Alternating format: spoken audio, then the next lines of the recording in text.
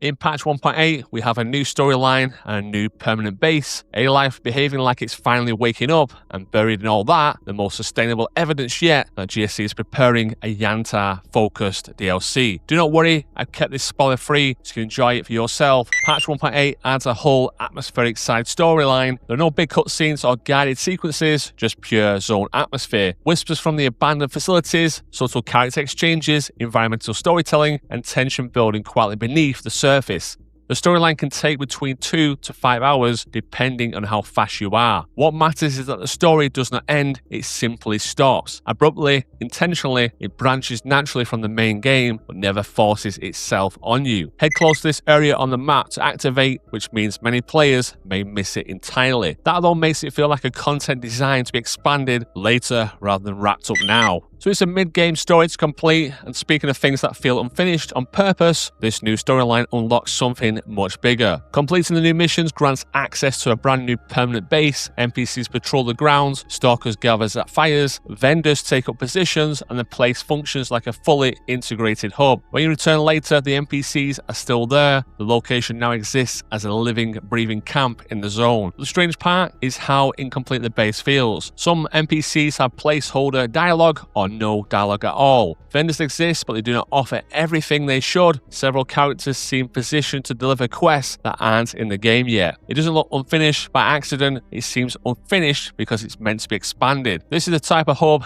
you put in place before a major content rollout, not after one. And this is where I want you to really pay attention, because the base isn't the only unfinished element pointing towards what's coming. There's a detail later in this video that ties the new base, the halted storyline, and the mysterious signals together. The rewards from the new storyline include unique weapons, new item types, and several stashed based upgrades. Master difficulty and expedition mode simplification is up next. This change allows to simplify the save system if you want to play on master difficulty or any other difficulty with expedition mode enabled. After starting the game, if master difficulty or difficulty with expedition mode is selected, you can now allow the manual save system in the settings menu. This option is enabled once and permanently for the current playthrough and allows you to save with quick save F5, regular manual save via the menu. If these saves are enabled, the player's progress status displayed in the pause menu will change. Additional fixes fixed an issue with multiple artifacts could spawn in one place and optimized numerous mutant models, hence they look better.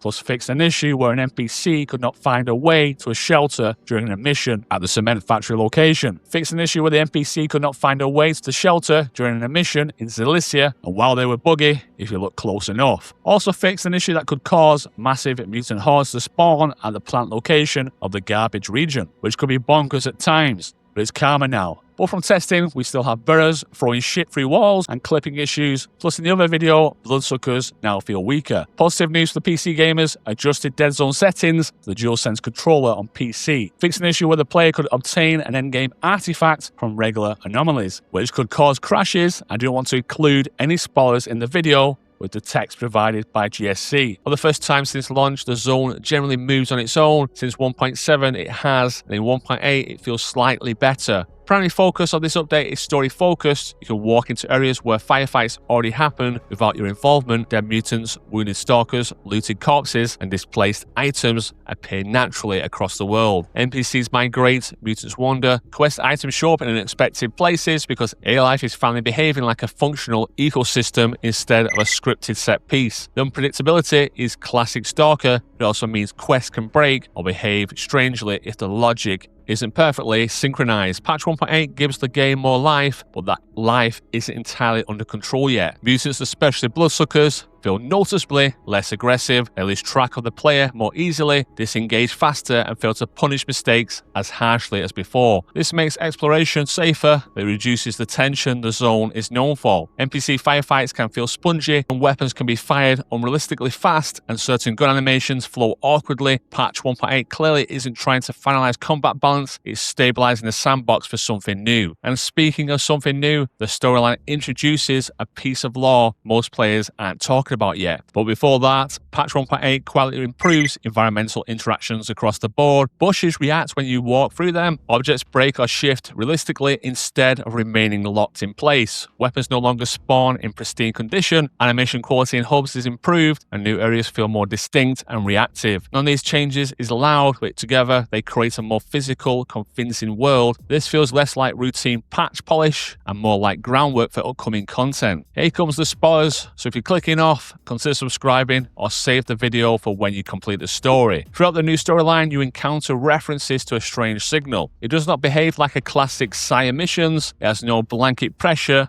and no overwhelming influence. Instead, it's fragmented, intermittent, and restrained as if something is active but only partially functioning. This is exactly how you introduce a future DLC threat or mechanic without activating it prematurely. It seems to lead to YANTAR, the labs, the neural systems, the prototypes, the early attempts at psi control. Patch 1.8 does not bring back the old systems, it reframes them, it makes them look incomplete, unstable, half awake. Combine this with the unfinished base, the halted storyline, the preparation style loot, the improved A-Life, and the ARC breadcrumbs that set something up without resolving anything. All signs point in a single direction. The patch 1.8 is a phase 1 of a YANTAR focused DLC arc. The world is being rearranged, the infrastructure is in place, the systems are being tested, the storyline is paused, not concluded. The sci-tech is humming beneath the surface, everything feels like it's waiting for an activation. If this theory is correct, the DLC will likely explore why the signal behaves differently, whether the old sci systems can be restored or sabotaged, and how different factions attempt to control or weaponize the remnants of YANTAR's experiments. We may see new labs, new subzones, expanded A-Life interactions tied to hallucinations or mental effects, a continuum of the storyline that begins in patch 1.8 but refuses to end. The best DLCs are not announced with sudden reveals, they're prepared silently, piece by piece. So the world is ready the moment the content drops. Patch 1.8 isn't a finale, it's a fuse, it's already been lit. Something big is coming to Stalker 2, and patch 1.8 is the foundation. I'll be covering every update, every discovery, and every breadcrumb GSC drops moving forward. Stay sharp, Stalker, the zone is about to wake up.